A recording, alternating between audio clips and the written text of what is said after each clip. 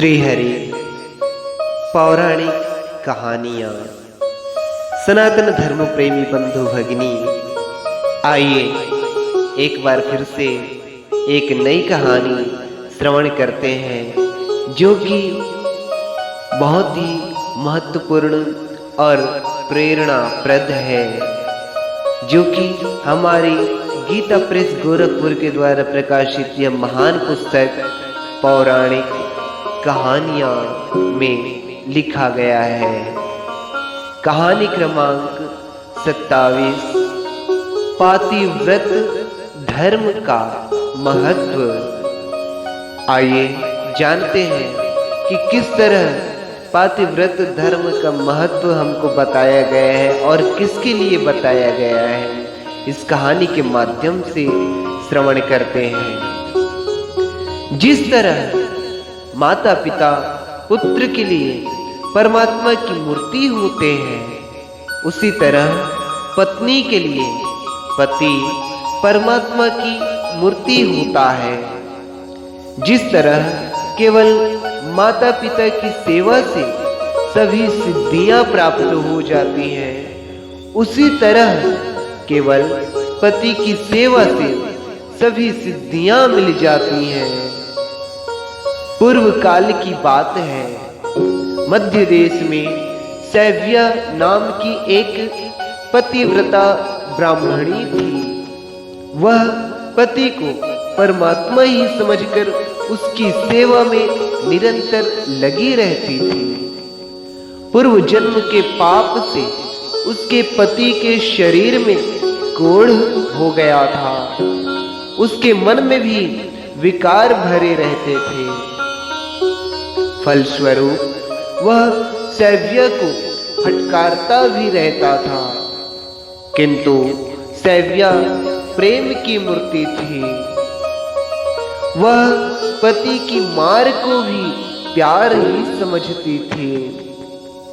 एक दिन उसके पति ने एक वेश्या को जाते देखा। वेश्या बड़ी सुंदरी थी।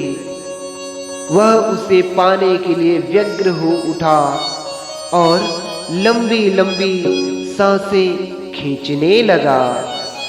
उसकी सांसों को सुनकर पतिव्रता दौड़कर उसके पास पहुंची और पूछने लगी, आपको क्या कष्ट है?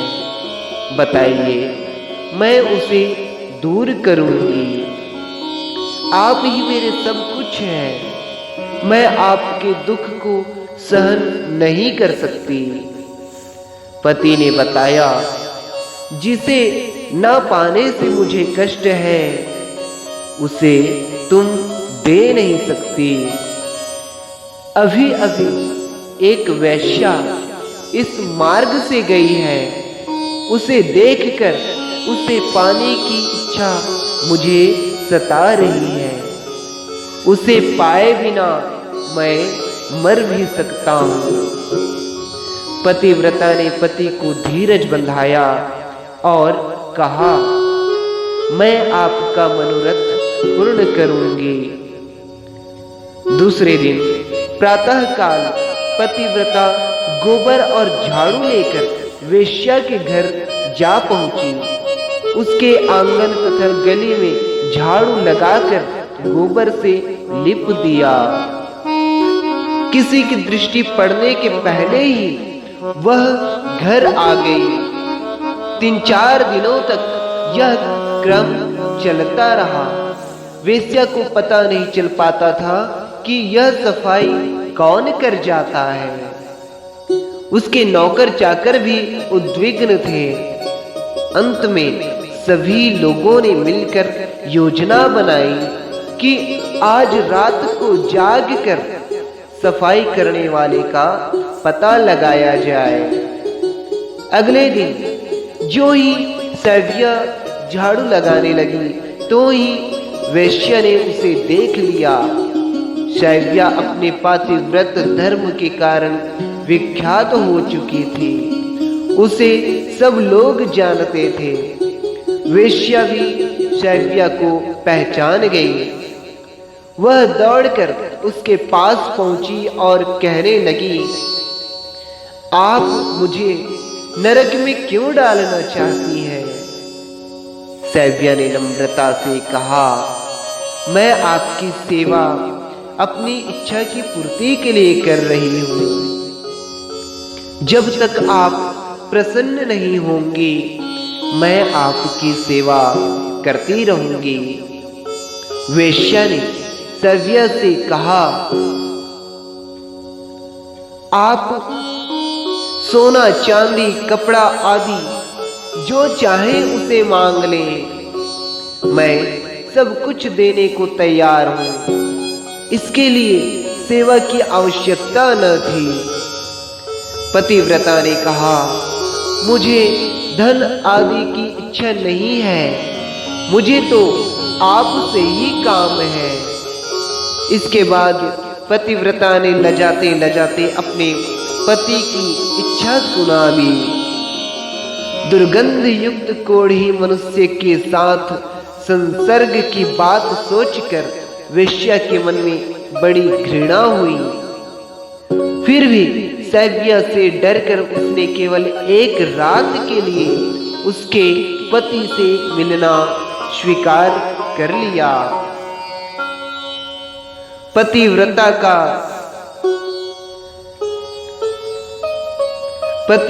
का पति कोढ़ से लंगड़ा भी हो गया था। वह चलकर वेश्या के पास नहीं पहुंच सकता था। अतः सैव्या उसे कंधे पर चढ़ाकर वेश्या के घर ले चली। रात अंधेरी थी, आकाश में घटाएं घिरी थीं। अतः रास्ते में उसके पति का सड़ा गला अंग मांडव्य मुनि के शरीर से जा टकराया। मुनि की समाधि भंग हो गई। समाधि भंग होने से उन्हें शूली का भयानक कष्ट होने लगा। चोर समझकर राजा के सिपाहियों ने उन्हें भूल से शूली पर चढ़ा दिया था। तीव्र वेदना से पीड़ित होकर मांडव्य ऋषि ने शाप दे दिया, जिसने मुझे असह्य वेदना का अनुभव कराया है, वह सूर्योदय होते होते भस्म हो जाए। शाप देते ही कोढ़ी पृथ्वी पर गिरकर बेहोश हो गया। पतिव्रता से अपनी पति की दुर्दशा देखी नहीं गई। उसने कहा, आज से सूर्य का उदय ही न हो। इतना कहकर पति को घर ले आई और सेवा करने लगी। इधर सूर्य के न उदय होने से संसार में हाहाकार मच गया। लोग समझ नहीं पाते थे कि ऐसा क्यों हो रहा है। अंत में ब्रह्मा जी देवताओं के साथ सैव्या के पास पहुंचे। उसे समझाया कि तुमने संसार के विनाश की बात क्यों सोची? जब सूर्य उदय नहीं होगा तब संसार कैसे बचेगा? पतिव्रता ने कहा, मेरे लिए पति ही सब कुछ है।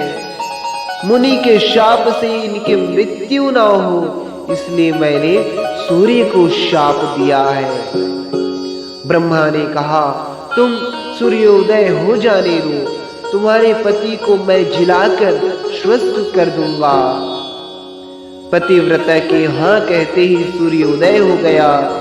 सूर्योदय होते ही सैव्या का पति राख का ढेर हो गया और शीघ्र ही उस राख से स्वस्थ एवं सुंदर रूप में वह ब्राह्मण प्रकट हुआ।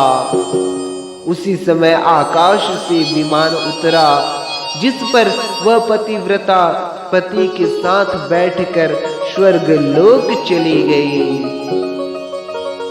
सनातन धर्म प्रेमी बंधु भगिनी, इस कहानी से हमें यह शिक्षा मिलती है कि पतिव्रता चाहे तो अपने पति को स्वर्ग ले जा सकती है और चाहे तो उसे नरक का रास्ता भी दिखा सकती है।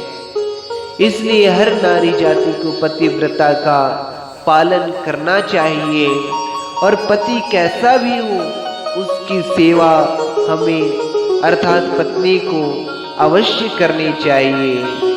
यह कथा जो है पद्म पुराण से वर्णित है। नारायण नारायण नारायण।